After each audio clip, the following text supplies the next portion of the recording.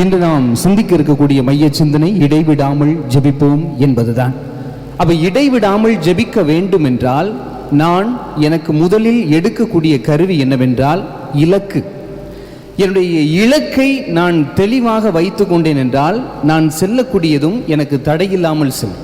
என்னுடைய இலக்கு சரியில்லாமல் இருந்ததென்றால் நான் எடுக்கக்கூடிய அனைத்து முயற்சிகளுமே எனக்கு சோதனையையும் வேதனையையும் தான் கொடுக்கும் என்று சொல்லப்படுகிறது. அதனால்தான் எபிரேயர் பார்த்தோம் அப்படின்னா, எபிரேயர் 12:2 எடுத்து பார்த்தீங்க அப்படின்னா பவுல் அழகா சொல்வார், என்னுடைய கண்களை கிறிஸ்துவை நோக்கி இயேசுவை நோக்கி நான் பார்க்கிறேன், தொடர்ந்து ஓடுவேன், என்னுடைய இலக்கை நோக்கி ஓடுவேன், என் இலக்கு ஆண்டவர் இயேசு கிறிஸ்து என்று சொல்லுகிறார். நம் இலக்கு என்ன என்று நாம் சிந்தித்து பார்க்க வேண்டும். அப்பொழுதுதான் நம்முடைய ஜெபம் என்பது செயல்படும் என்பது சொல்லப்படுகிறது. ஜெபத்திற்கான பல்வேறு பகுதிகள் உண்டு. இன்று நாம் ஜெபம் என்றால் என்னவென்று சிந்தித்து பார்க்க வேண்டும். உதடுகளில் இருந்து சொல்வது ஜெபமா என்றால் இல்லை, அது வார்த்தை. மாறாக உள்ளத்தில் இருந்து எழுப்பக்கூடியதுதான் ஜெபம். இதை யார்கிட்ட இருந்து கற்றுக்கிறோம்னா அன்னை மரியாவிடம் இருந்து கற்றுக்கொள்கிறோம். லூக்கா நற்செய்தி 1:47 அழகா சொல்லுகிறார், எனது ஆன்மா எனது உள்ளம் இறைவனை போற்றி பெருமைப்படுத்துகின்றது, புகழ்கின்றது என்று சொல்லுகிறார். இப்ப நாம் சிந்திக்கக்கூடியது என்னவென்றால், நான் வெறுமனே என்னுடைய உதடுகளினால் இறைவனை புகழ்கிறேனா இல்லை உள்ளத்திலிருந்து புகழ்கிறேனா என்பதுதான் நாம் சிந்திக்கக்கூடிய ஒரு மையமாக இருக்கிறது. எனவே நாம் உதடுகளில் இருந்து புகழ்கிறோம் என்றால் இது ஒரு பொழுதுபோக்கு. உள்ளத்தில் இருந்து புகழ்கிறோம் என்றால் நமக்கு பொழுதுபோக்கல்ல, நமக்கு அதுதான் வாழ்க்கையினுடைய நீரூற்று என்று சொல்லப்படுகிறது. ஒவ்வொரு திரைப்படமும் பார்க்கும்போது திரையரங்கில் போடுவாங்க, இடைவெளிக்கு பின் விளம்பரத்துக்கு பின் எப்படின்னு சொல்லிட்டு போடுவாங்க. அதே மாதிரி ஜெபத்தில் இடைவெளிலாம் கிடையாது, விளம்பரம்னா கிடையாது. ஜெபம் தான், அது தொடர்ந்து கொண்டே தான் இருக்கும். இப்போ மைய சிந்தனைக்கே வந்துருவோமே. ஜெபம் என்றால் என்ன? யாக்கோப்பு அழகா சொல்லுவார் தன்னுடைய புத்தகத்தில், செயலற்ற விசுவாசம் விசுவாசம். அவ்வளோ 50% ஜெபம், 50% செயல். இது இரண்டும் சென்றால்தான் அது இடைவிடாத ஜெபம் என்று சொல்லப்படும். நான் 24 மணி நேரமும் முழு இரவு ஜெபிப்பேன் சாமி, முடிஞ்சோன்னு அடுத்த நாள் காலையில் என் மருமகளை போட்டு மிதிப்பேன் சாமி அப்படின்னா அது ஜெபம் அல்ல. மாறாக நாம் சாத்தானை வாங்க வாங்கன்னு விளக்கு வச்சுக்கிட்டு கூப்பிடுறதுக்கு சமமாகி போய்விடும். எனவே விளக்கில் மாட்டக்கூடிய ஈசல்கள் விட்டில் பூச்சிகள் இறந்து போவது போல நாமும் சாத்தானுடைய கரங்களில் மாட்டும்போது சிக்கி சின்ன பின்னமாக போகிறோம். ஃபாதர், நான் கோயிலுக்கெல்லாம் போகிறேனே, நற்கரணையெல்லாம் வாங்குறேனே, கோயிலே கதிந்தானே கிடக்கிறேன், ஆனால் இடைவிடாமல் ஜெபிக்கிறேன், நல்லது தான். அப்புறம் ஆனால் இடைவிடாமல் துன்பம் என்னை சூழ்ந்து கொண்டிருக்கிறதே, நான் என்ன செய்ய வேண்டும் என்பதை நம் பலருடைய கேள்விகளாக இருக்கப்படுகிறது. அப்போ நம்ம சொல்லக்கூடிய ஒன்றே ஒன்று இதுதான், உங்களிடம் ஜெபம் இருந்தது, செயல் இருந்ததா அப்படிங்கிறதான் முக்கியம். நற்செய்தி பணியாளர்களுக்கு ஒரு முறை தியானம் கொடுக்க போகும்போது பாமனில் சொன்னப்பட்ட போது இதுதான் சொன்ன, நீங்கள் நற்செய்தி பணியாளர்கள் என்று சொல்லிக்கொள்வதில் மாறுதட்டி பெருமை கொள்ளாதீர்கள், மாறாக நற்செயல் பணியாளராகவும் இருக்கிறேன் என்று சொல்லுவதில் பெருமை கொள்ளுங்கள் என்று சொன்னேன். நற்செய்தி பணியாளர் என்பதில் அல்ல பெருமை, மாறாக நற்செயல் பணியாளராக இருக்கிறேன் என்பதில் தான் ஆழமான சிந்தனை இருக்கிறது. ஆனால் இன்று நம்முடைய வேண்டுதலுக்கு இடையில் இடைவெளி வருகிறது. அந்த இடைவெளி எதற்கு என்பதை நீங்கள் சிந்தித்து பார்க்க வேண்டும். நான் ஜெபித்து கொண்டே இருக்கிறேன், இடையில் இடைவெளி வருகிறது, அதாவது தொந்தரவு வருகிறது. இப்போ உதாரணத்துக்கு சொல்றேன், இடைவிடாமல் மழை பெய்தால் நம்ம என்ன சொல்லுவோம்? அடமலை பெய்யும். இடைவிடாமல் காத்தடிக்குது, என்ன சொல்லுவோம்? புயல் ஏற்பட்டுச்சு சொல்லுவோம். இடைவிடாமல் கடல் அலை பெருசா வருது, அதுக்கு பேர் என்ன சொல்லுவோம்? சுனாமின்னு சொல்லுவோம். அப்ப இடைவிடாமல் மழை வந்தாலும், இடைவிடாமல் காற்று வந்தாலும், இடைவிடாமல் அலை வந்தாலும் ஆபத்து நமக்கு இருக்கு. ஆனால் இடைவிடாமல் ஜெபித்தால் யாருக்கும் ஆபத்து கிடையாது, எல்லாத்திலிருந்து நம்ம தப்பிக்க முடியும். அரைக்கப்படாத சந்தனம் மணக்கிறதே கிடையாது, தீட்டப்படாத வைரம் விலையே போகாது, செதுக்கப்படாத பாறைகள் சிற்பமாகவே மாறாது. ஜெபிக்காத மனிதர்கள் என்னாலும் இறைவனுடைய உள்ளறையில் இருக்கவே முடியாது என்று சொல்லுகிறார். எனவே நான் ஜெபிக்கிறேன், அது மட்டுமல்ல செயல்படுகிறேன் என்று சொல்ல வேண்டும். அன்னாளை எடுத்துக்கொள்வோம். தனக்கு குழந்தை இல்லை என்று சொல்லி கொண்டிருந்த போது பழைய ஏற்பாட்டில் கண்ணீரோடு போய் ஆலயத்தில் வேண்டி கொண்டிருப்பார். அப்போ ஏலி பார்த்து கேட்பார், ஏ குடிகாரியே, எப்பையிலேருந்து குடிச்சுக்கிட்டு இருக்கிற அப்படின்னு கேட்பார். நீங்கள் வேண்டும் பொழுதும் சில நேரம் சில மடையர்கள் அப்படித்தான் சொல்லுவார்கள். என்ன இவ எப்போ பார்த்தாலும் கோயிலும் தான் கிடக்கிறா, என்ன வருது, வீட்டில் 1000 பிரச்சனை தான் வருது, வேற என்ன மிச்சம் அப்படின்னு சொல்லிட்டு சொல்லக்கூடியவர்கள் இருப்பார்கள். ஆனால் நீங்கள் எப்படி பதில் சொல்ல போகிறீர்கள்? அவர்களுக்கு செவி கொடுத்தீர்கள் என்றால் இடைவெளி வந்துவிடும், உங்களுக்கு என்னாலும் அருள் கிடைக்காமல் போய்விடும். எனவே நாம் சிந்தித்து செயல்பட்டு ஜெபித்து அதை செயலாக்கம் படுத்தினால் மட்டும்தான் உண்மை. இப்போ அன்புன்னு ஒரு பிரசங்கம் வைக்கிறேன், அன்புன்னு பிரசங்கம் வச்சுட்டு நான் வெளியில் போய் வம்பிழுத்துக்கிட்டு இருந்தேன்னா அதை நீங்கள் பார்த்தா என்ன பண்ணுவீங்க? ஃபாதரு அன்புன்னு வச்சாரு, ஆனால் அன்பை இப்படித்தான் வெளிப்படுத்தணும்னு எங்கள்கிட்ட சொல்லி கொடுக்குறாரு அப்படின்னு நீங்கள் சொல்ல மாட்டீங்களா? அப்போ அன்பை பற்றி நான் கேட்கிறேன். முதலில் நான் சீனாவில் விழுந்தவனுக்காண்டி கண்ணீர் சிந்தி அப்படின்னு சொல்கிறத விட, என் வீட்டில் ஒரு மருமகளோ மாமியாரோ மாமனாரோ எல்லாரும் விழுந்து கிடக்கிறாங்க, அவங்கள பார்த்து நான் இறக்கப்படுறதுக்கு எனக்கு மனசு வரல அப்படின்னா நாம் ஜெபிக்கவில்லை, இறைவன் முன்னிலையில் நடிக்கிறோம் என்பதுதான் பொருள் என்று சொல்லுகிறேன். அதனால்தான் நம்முடைய பங்குகளை நான் சொல்லும்போது சொன்னேன், விண்ணுலகில் இருக்கிற எங்கள் தந்தையே உமது பெயர் தூயதென போற்றப்பெறுக என்று சொல்லுவோம். உலகத்திலேயே அதிகமாக பொய் சொல்லக்கூடியவர்கள் யார் என்று கேட்டால் யார்? கிறிஸ்தவ மக்களா? சரி, சிந்திக்கன்னு சொல்லலாம். பிறர் குற்றங்களை மன்னிப்பது போல இறைவா என் குற்றங்களையும் மன்னி. அப்போ இதிலிருந்து என்ன தெரியும் என்றால், நான் பிறருடைய குற்றத்தை மன்னித்தால்தான் இறைவன் என்னுடைய குற்றத்தை மன்னிப்பார்.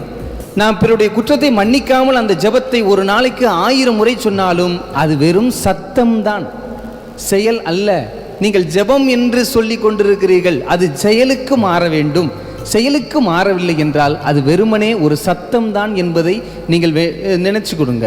அப்போ அன்னாள் வேண்டும் போது அவர் ஏலி அப்படி கேட்கும்போது இவர் அழகான முறையில் பதில் சொல்லுகிறார், இல்லை ஐயா, எனக்கு குழந்தை இல்லை. இப்போ குழந்தை இல்லாத போது நான் அப்படி சோகத்தில் இருக்கிறேன் என்று சொல்லி கொண்டிருக்கிறார். நான் இறைவிடம் பொருத்தனைகள் செய்கிறேன் என்று சொல்லுகிறார். சொல்லிய உடனேயே ஏலி புரிந்து கொண்டு அடுத்த ஆண்டு நீ குழந்தையோடு தான் வருவாய் என ஆசீர்வாதம் கொடுக்கிறார். எனவே இப்படிப்பட்ட மனிதர்களோடு நீங்கள் தொடர்பு கொண்டீர்கள் என்றால் உங்களுடைய வாழ்க்கையில் என்னாலும் இடைவெளியே இருக்காது. அதைவிட நம்மை உதாசீனப்படுத்தக்கூடிய, நம்மை எரிச்சல் மூட்டக்கூடிய மனிதர்களோடு நீங்கள் இருந்தீர்கள் என்றால் உங்கள் வாழ்க்கையே இடைவெளியில் தான் இருக்குமே ஒழிய வேறு எந்த வெளியிலும் இருக்காது. எனவே இதைத்தான் நாம் சிந்தித்து பார்க்க வேண்டும். இப்போ ஜெபம், நான் எப்படி ஜெபிக்கிறேன் என்பதை நான் ஒரு சின்ன கதை மூலமாக நான் பார்ப்போம். ஒரு சாமியார் கிளி வளர்த்தார், 2 கிளி. அப்போ ஒரு கிளி பாருங்க, இருதய ஆண்டவரே உமக்கு புகழ், இருதய ஆண்டவரே உமக்கு புகழ்னு கற்பூரம் காட்டிக்கிட்டே இருக்கும். இன்னொரு கிளி இயேசுவின் ரத்தம் ஜெயம், இயேசுவின் ரத்தம் சொல்லிட்டு மணி அடிச்சுக்கிட்டே இருக்கும். அப்போ அதை பார்த்த ஊர் மக்கள் எல்லாம் அப்படியே மட்டற்ற மகிழ்ச்சியில் இருக்கிறாங்க. பரவாயில்ல, மனிதர்களாகிய நமக்கு கூட இந்த அறிவு இல்லை, ஆனால் ஒரு கிளிக்கு எவ்வளவு பெரிய அறிவு இருக்குது பாரு அப்படின்னு சொன்னாங்க. இதை பார்த்து சென்ற ஒரு பெண்மணி ஆசையாக சந்தையில் போய் ஒரு கிளி வாங்குறாங்க. கிளியை வாங்கி வீட்டில் கொண்டாந்து வைக்கிறாங்க. வர்றவங்களை பூரா கெட்ட வார்த்தையில் தான் திட்டுது. கெட்ட வார்த்தைனா உங்கள் வீட்டு எங்கள் வீட்டு கெட்ட வார்த்தை இல்லை, அது செவ்வாய் கிரகத்திலேருந்து புறக்கி எடுத்துகிட்டு வந்த கெட்ட வார்த்தையாக இருக்கும் பொழுது அந்த அளவுக்கு திட்டுது. வீட்டுக்குள்ளே யாரும் போக முடியல, வர முடியல, தெருவில் கூட யாரும் போக முடியல, வர முடியல, அப்படி பச்சை பச்சையாக பேசுது. உடனே அந்த பெண்மணிக்கு ஞானம் வருகிறது. ஆகா, நம்ம ஊர் சாமியார் நல்ல கிளி வளர்த்தாரே, அந்த கிளியோடு இந்த கிளியை கொண்டு போய் விட்டோம் என்றால் அதுவும் நல்ல மொழிகள் பேசும் என்று ஒரு ஆசையில் அந்த கிளியை அழைத்துட்டு போகிறார். அந்த கிளியை அழைச்சிட்டு போகும்போது அந்த மணி அடிச்சுக்கிட்டு இருந்த கிளி அப்படியே மணியை நொட்டுன்னு கீழே வச்சுட்டு அந்த கிளியை ஒரு பார்வை பார்த்துச்சு. இந்த கிளியை பார்க்குது, பக்கத்தில் இன்னொரு கிளி அதையெல்லாம் பார்க்காம கற்பூரம் காட்டிக்கிட்டு இருக்கு, இப்படி கற்பூரம் காட்டிக்கிட்டே இருக்கு. இது கிளியை பார்க்குது, இந்த கிளியை பார்க்குது, இந்த கிளியை பார்க்குது, இந்த கிளியை பார்க்குது. கடைசியில் கோபம் வந்தோடனே இந்த கிளி ரெக்கட்டையை தூக்கிட்டு மொட்டுன்னு ஒரு அடி கற்பூரம் காட்டின கிளியை. ஏன்டா அடிச்சேன்னு கேட்கும்போது அது சொல்லுது, அதான் வேண்டின வரம் கிடச்சிருச்சுல, இது பெண்கிளி, இவங்க வேண்டவங்க 2 பேரும் ஆண்கிளி, அதான் வேண்டின வரம் கிடச்சிருச்சுல, இன்னும் என்ன கற்பூரம் காட்டிக்கிட்டு கற்பூரம் போட்டுட்டு வா போவோம் அப்படின்னு கிளம்பிருச்சு 2ம். இன்றைக்கி நம்ம வாழ்க்கையில் அப்படி தான், வரம் வேண்டும் என்று விரதம் இருந்து அமர்ந்திருப்போம், கிடைத்த பிறகு கடவுள் விரதம் இருப்பார், எப்படா என் மக வருவா அப்படின்னு சொல்லி. அப்போ எப்படிப்பட்ட வேண்டுதலில் நான் வேண்டிக் கொண்டிருக்கிறேன் என்று சிந்தித்து பார்க்கிறதுக்கு நமக்கு கொஞ்சம் பொறுமையாக இருக்க வேண்டும். வரம் கிடைக்கணும்னா ஒன்றே கிடைக்கும். என் மகளுக்கு கல்யாணம் நடக்கணும் சாமி, எல்லா கோயிலையும் எழுதி வச்சுட்டு சாமி, நடந்துடும். அவ்வளோ. அடுத்து என் மகளுக்கு நல்ல ஒரு குழந்தை பிறக்கணும் சாமி, அதுக்காண்டி எழுதி வச்சு, சரி நடந்துடும். அடுத்து என் மகளுக்கு நல்ல ஒரு ஸ்கூலில் வேலை கிடைக்கணும் சாமி, நடந்துடும். எல்லாம் வேண்டுதலாகவே போய்கிட்டு இருக்கே. எப்போ தான் கடவுளுடைய வேண்டுதலை நாம் நிறைவேற்ற போகிறோம்? இப்போ அந்தோணியாரை பற்றி நாம் சொல்லுகிறோம், அந்தோணியாருடைய ஊரை பற்றி நாம் கேள்விப்பட்டு இருக்கிறோம். நம்ம இடைக்காட்டூர் சிவகங்கையிலேருந்து இங்கே வர்றதுக்கு எவ்வளோ நேரம் ஆச்சு? அரை மணி நேரம் ஆச்சுன்னு சொல்லுவோம். ஆனால் அவங்க ஊரில் என்ன சொல்லுவாங்க? சொல்லியிருக்கிறவங்க என்ன சொல்லுவாங்க? வேகமாக போனீங்கன்னா 15 ஜெபமாலை சொல்லலாம், பைய போனீங்கன்னா 20 ஜெபமாலை சொல்லலாம்னு சொல்லுவாங்க. நீங்கள் மனசாட்சியை தொட்டு சொல்லுங்கள், பஸ்ஸில் வரும்போது நான் வேண்டிக்கிட்டே வந்தேன் ஃபாதர் அப்படின்னு இருந்திருக்கலாம். ஆனால் உங்களுக்கு இடைவெளி என்று ஒன்று வந்திருக்கும், அதை நீங்கள் கவனித்து பார்க்க வேண்டும். அந்த இடைவெளியை தான் நீங்கள் சற்று ஆழமாக உன்னிப்பாக கவனித்து பார்த்தீர்கள் என்றால் உங்களுக்கு எந்த பிரச்சனையுமே இருக்காது. இல்லைன்னா வாழ்க்கை முழுவதும் நம்முடைய வாழ்க்கையில் எண்ணற்ற பிரச்சனைகள் இருக்கத்தான் செய்யும். ஃபாதர், நான் தொடர்ந்து வேண்டிக் கொண்டே தான் இருக்கிறேன், 40 ஆண்டுகளாகுது, 50 ஆண்டுகளாகுது, எனக்கு இன்னும் வந்து வரம் கிடைக்கவில்லையே என்றால், அதற்காக திருவள்ளுவர் தன்னுடைய குறளில் எழுதியிருக்கிறார், 619வது குறளில் எழுதியிருக்கிறார், தெய்வத்தால் ஆகாதெனினும் முயற்சிதம் மெய்வருத்த கூலி தரும் என்று சொல்லி முடிக்கிறார். அதுதான் உண்மை. இன்னைக்கு வாசிக்கப்பட்ட வாசகம் நச்சரிக்கிறார் அந்த அரசனை. அவன் கடவுள் மீதும் நம்பிக்கை இல்லை, மக்களையும் மதிப்பதில்லை. இது ஆனால் இருந்தாலும் இந்த பெண்மணி என்னை கொன்று விடுவாள் வேண்டி வேண்டியே, அதற்காவது நான் தீர்ப்பு கொடுப்பேன் என்று அவர் பேசுகிறார். ஆனால் நம்முடைய இறைவனை நச்சரிக்க வேண்டாம். இறைவனுடைய வரங்கள் 3 வகைகள். 1, கேட்டவுடன் கொடுப்பார். 2, காலம் தாழ்த்துவார். 3, கொடுக்கவே மாட்டார்.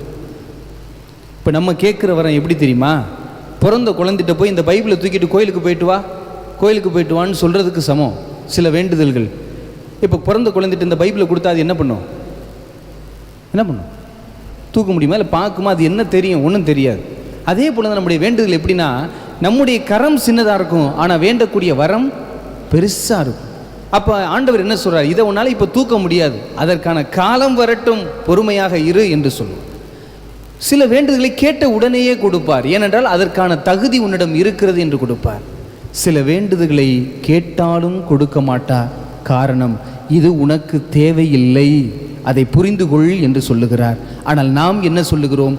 அவர் கொடுக்காதது தான் எனக்கு வேண்டும், கொடுத்தது எனக்கு வேண்டாம் என்று சொல்லி கொண்டிருக்கிறோம். இதுதான் நம்முடைய சிந்தனையாக இருக்குது. அப்போ தொடர்ச்சியாக ஜெபித்த மனிதர்களை நாம் பார்க்கிறோம், இக்கட்டான சூழ்நிலைகளில் ஜெபித்த மனிதர்களை பார்க்கிறோம். மோசே கடல் 2ஆக பிரிவதற்கும், பெலிஸ்தீர்களை கொன்று ஒழிப்பதற்கும், இஸ்ரேல் மக்களை காப்பாற்றுறதுக்கும் கரங்களை விரித்து ஜெபிக்கிறார். அப்போ கரம் கீழே விழுகும் போதெல்லாம் தோற்று போயிடுறாங்க. கரம் எப்பெல்லாம் மேலே நிற்குதோ அப்போல்லாம் ஜெபிக்கிறாங்க. அப்போ உடனே கரம் கீழே விழுகும்போது யோசுவா வந்து தூக்கி விடுவார். யோசுவா தூக்கிட்டு நைட்டு பூரா நிற்பார். அப்போ ஜெபிக்கிறாங்க. ஜெபிச்ச உடனேயே அந்த இஸ்ரேல் மக்கள் வெற்றி பெற்று இறைவனை போற்றி புகழக்கூடிய அந்த இடத்தை நாம் பார்க்க வேண்டும்.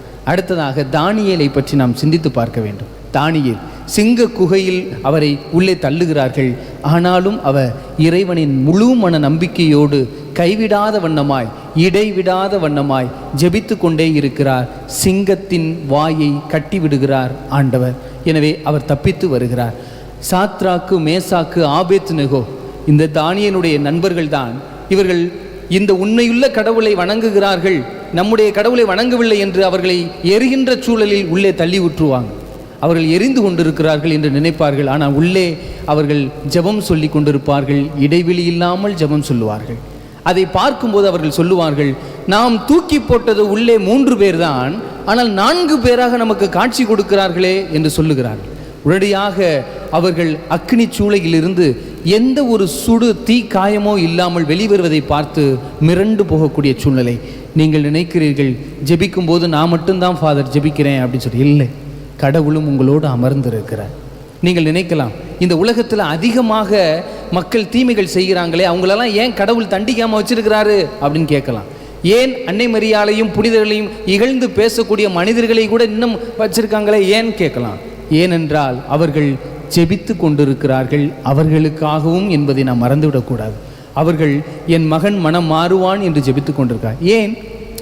திருவுளியத்திலிருந்து பார்த்தோம், நம்ம வாழ்க்கையிலிருந்தே பார்ப்போமே.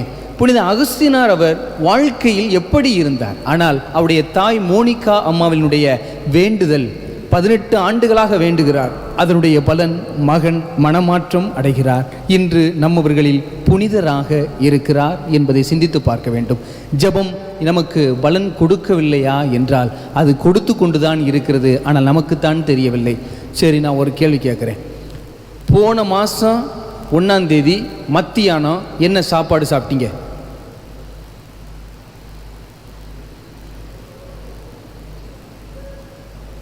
யாருக்காவது தெரியுமா? தெரியாது. ஆனால் போன மாதம் 1ஆம் தேதி சாப்பிட்ட சாப்பாடு நமக்கு பலன் அளிக்கலையா? அழிச்சிச்சா இல்லையா? இன்னைக்கு உயிரோடு இருக்கிறோமா இல்லையா? அதுதான் இன்னைக்கு நம்ம உயிரோடு இருக்கிறதே மிகப்பெரிய ஜெபம் தான். நம்முடைய ஜெபம் நமக்கு பலன் கொடுக்கவில்லை என்று நினைக்காதீர்கள், பலம் கொடுக்கிறது. ஆனால் நாம் தான் அதை உணர மறந்து கொண்டிருக்கிறோம். எனக்கு ஜெபம் கொடுக்கிற அந்த வலு கொடுக்கிறது. ஆனால் அந்த வலுவை நான் எப்படி ஏற்றுக்கொள்ள வேண்டும் என்பது சிந்தித்து பார்க்க வேண்டும். சக்கையும் தொடர்ந்து ஜெபித்து கொண்டிருக்கிறார். நாளைய தினத்திலே ஞாயிற்றுக்கிழமை வாசகம். அந்த இரத்தப்போக்குடைய பெண்மணி 12 ஆண்டுகளாக மருத்துவர்களை நம்புகிறார். ஆனால் இறுதியாக இயேசுவை தொடுகிறார், சுகம் பெறுகிறார்.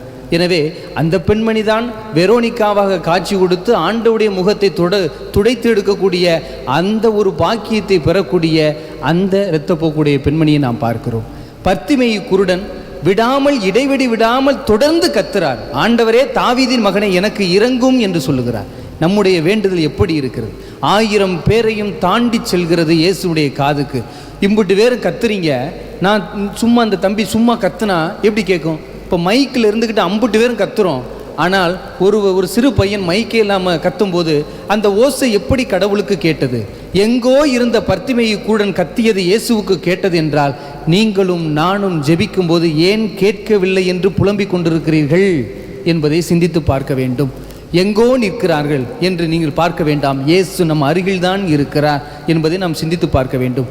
மகிழ்ச்சியாக இருக்கும்போது இறைவன் என்னோடு இருக்கிறார், துக்கமாக இருக்கும்போது இறைவன் என்னை விட்டு பிரிந்து செல்கிறார் என்று நீங்கள் நினைத்து கொண்டிருக்கிறீர்கள். அது முற்றிலும் தவறு. ஏனென்றால் இன்றைக்கி நம்ம ஊரில் போய் பாருங்களேன், கொஞ்சம் கஷ்டம் வந்தாலும் அந்த ஜெபமாலையை கையில் கொடுப்பா அப்படின்னு சொல்லுவோம்.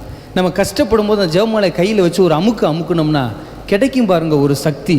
அவ்வளோதான், அந்த சக்தி வேறு எந்த சக்தியுமே கிடையாது.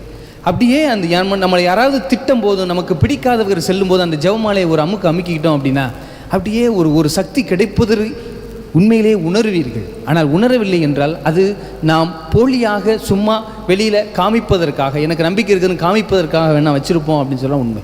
எனவே நாம் நம்பிக்கையோடு ஒன்றை எடுத்து செய்யும்போது அதை நாம் அடைய முடியும். அதனால்தான் நல்லா கவனிங்க, இயேசு கிறிஸ்து சிலுவை பாதை முடிந்து விட்டது என நினைக்கிறீர்கள், முடியவில்லை. 14 ஸ்தலத்தோட அடுத்து உயிர்ப்பின் மூலமாக மீண்டும் தொடர்கிறது. அப்பொழுது பார்த்தீங்கன்னா 3ஆம் ஸ்தலத்தில் முதல் முறை விழுகிறார், 7ஆம் ஸ்தலத்தில் 2ஆம் முறை விழுகிறார், 9ஆம் ஸ்தலத்தில் 3ஆம் முறை விழுகிறார். அதனால்தான் மண் அவரை ஏற்றுக்கொள்ளவில்லை. ஏண்டா இவன் வாட்டை விழுந்தான் எந்திரிச்சிட்டான், 2ஆம் வாட்டை விழுந்தான் எந்திரிச்சிட்டான், 3ஆவது வாட்டை விழுந்துட்டான் எந்திரிச்சிட்டான், இவன் நமக்குரியவன் அல்ல, இவன் நமக்குரியவன் அல்ல, இவன் விண்ணுக்குரியவன், இவனை நாம் ஏற்றுக்கொள்ள வேண்டாம், விண்ணுக்கே அனுப்பி வைப்போம் என்று மண் நினைத்தது, அனுப்பி வைத்தது. இன்று நாம் ஒரு கட்டத்தில் விழுந்து விட்டால், விழுந்தே கிடக்கிறேன் என்றால் மண் ஆகா இவன் தாண்டா நமக்குரியவன், உள்ள பூட்டு இழுத்து அமுக்கிக்கன்னு சொல்லிட்டு நம்மை அமுக்கிக் கொள்கிறது என்பதை சிந்தித்து பார்க்க வேண்டும். எனவே இயேசு இடைவிடாமல் சென்றது பாதை சிலுவை பாதை, அதில் ஒரு இடைவெளி கூட அல்ல. அன்னை மரியாளை போல இடைவிடாமல் ஜெபித்தவர்கள் யாரும் கிடையாது. மகன் துன்பப்பட்டு கொண்டிருக்கிறான். இன்னைக்கு நீங்களும் நானும் நம்ம பிள்ளை கஷ்டப்படும் போது என்ன பண்ணிக்கிட்டு இருப்போம்? வேணாம்டா, இறங்கி வந்துருடா, சிலுவையெல்லாம் தூக்காத, அங்கே 50,000 பேருக்கு அப்பம் கொடுத்த உன் பின்னாடி 5 பேரை கூட காணா, மரியாதையாக வந்துருன்னு சொல்லியிருப்போம்.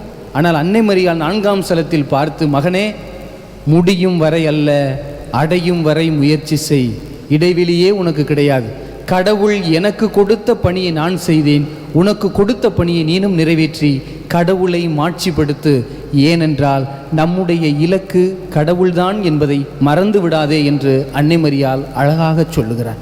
எனவே அன்பிற்கு இனிய உறவுகளே, நாமும் இடைவெளி விட்டோம் என்றால் இயேசு சொல்வது போல தூங்காதீர்கள், விழித்திருந்து ஜெபியுங்கள், ஏனென்றால் பகைவன் இரவில் வந்து கலைகளை விதைத்து சென்று விடுவான் என்று சொல்லுகிறார். உடனடியாக நீங்கள் கேட்கலாம், எம்புட்டு காலம்தான் சாமி விழிச்சிருக்கிறது, அப்போ நாங்கள் தூங்கவே வேணாமா அப்படின்னு சொல்லிட்டு கேட்பீங்க. இதற்கான ஒரு சிறிய குட்டி கதை ஒன்று உண்டு. ஒரு அரசன் வைரத்தில் தேர் வைத்திருந்தானாம். அந்த வைரத்தேரை இரவோடு இரவாக திருடுவதற்கு முக்கியமாக ஒற்றர்கள் திட்டமிட்டு விட்டார்கள். உடனடியாக ஒற்றன் வந்து சொல்லுகிறான், அரசே, இன்று இரவு உங்களுடைய வைரத்தேர் திருடப்பட போகிறது, எச்சரிக்கையாக இருங்கள் என்று சொல்லிவிட்டான். உடனே அரசர் சொல்லுகிறார், டே, இன்னைக்கு இரவு திருட போகிறாங்களாம், முழிச்சிருந்து அதை பாதுகாத்துக்கங்க அப்படின்னு சொல்கிறார். உடனே அந்த தேர் ஓட்டி என்ன செய்கிறார், குதிரை வண்டி ஓட்டி அரசரை கொண்டு இறக்கி விட்டுட்டு கடற்கரை ஓரமாக அப்படியே தேரு பக்கத்தில் நிற்கிறார். அரசர் உள்ளே சென்று இரவு ஒரு 12 மணியை போல் வெளியே வருகிறார். என்ன செய்கிறான் என்று பார்ப்பதற்காக. டேய், என்ன பண்ணிக்கிட்டு இருக்கிற அப்படின்னு கேட்கும்போது அவன் சொல்லுகிறான், அரசே, நான் முழித்து கொண்டிருக்கிறேன். இந்த கடலில் உப்பு அதுவாக வந்துச்சா இல்லை யாரும் கொண்டாந்து கொட்டுனாங்களான்னு சிந்திச்சுக்கிட்டு இருக்கிறேன் அரசே அப்படின்னு சொல்லி முழிச்சுக்கிட்டு இருக்கேன்னு சொன்னான். அரசன், நீ என்னத்தை வேணான்னு சிந்திச்சுக்க, ஆனால் முழிச்சுக்கிட்டே இரு அப்படின்னு சொல்லிட்டு அரசர் உள்ளே போயிட்டார். இரவு மீண்டும் விடியற் காலை 3 மணிக்கு வந்து பார்க்கிறார். டே, இப்போ என்ன பண்ணிக்கிட்டு இருக்கிற, முழிச்சிருக்கிறியா அப்படின்னு கேட்கும்போது சொன்னான், அரசே, முழிச்சுதான் இருக்கு. வானத்தில் நட்சத்திரம் அதுவாக வந்துச்சா இல்லை யாரும் கொண்டாந்து நட்டு வச்சுட்டு போனாங்களான்னு சிந்திச்சுக்கிட்டு இருக்கிறேன் அரசே அப்படின்னு சொன்னானா. நல்லது, அப்படியே சிந்திச்சுக்கிட்டு அப்படின்னு சொல்லிட்டு அரசன் தூங்கிவிட்டு காலை 7 மணிக்கு வந்து பார்த்தார். டே, இப்போ என்னடா பண்ணிக்கிட்டு இருக்கிற அப்படின்னு கேட்கும்போது அவன் அழகாக சொன்னானாம், குதிரை வண்டி அதுவாக போச்சா இல்லை யாரும் ஓட்டிக்கிட்டு போனாங்களான்னு சிந்திச்சுக்கிட்டு இருக்கிறேன் அரசே அப்படின்னு சொன்னானா. இவன் முழித்து இருந்தது காரணம் என்ன, குதிரை வண்டியை பாதுகாக்கிறதுக்கு. ஆனால் இவன் என்ன செஞ்சுக்கிட்டு இருந்தான், குதிரை வண்டியை விட்டுட்டு அதை யார் ஓட்டிட்டு போனாங்களா இல்லை உருட்டிட்டு போனாங்களான்னு சிந்திச்சுக்கிட்டு இருக்கேன் அரசேன்னு சொன்னான்னா. இன்றும் என்றும் நாமும் ஏதோ ஒரு இடத்தில் நம்முடைய கவனச்சிதறல்களும் உண்டு. அதனால்தான் நாம் இன்றும் அவதிப்பட்டு கொண்டிருக்கிறோம் என்பதை சிந்தித்து பாருங்கள். அவன் தூங்கவில்லை, விழித்திருந்தான். அது வெளிப்பார்வை. ஆனால் ஆண்டவன் சொல்வது அகப்பார்வை. நான் வெளிப்பார்வையோடு இருந்தேன் என்றால் எனக்கு தூக்கம் வராது, ஆனால் துக்கம் வரும்.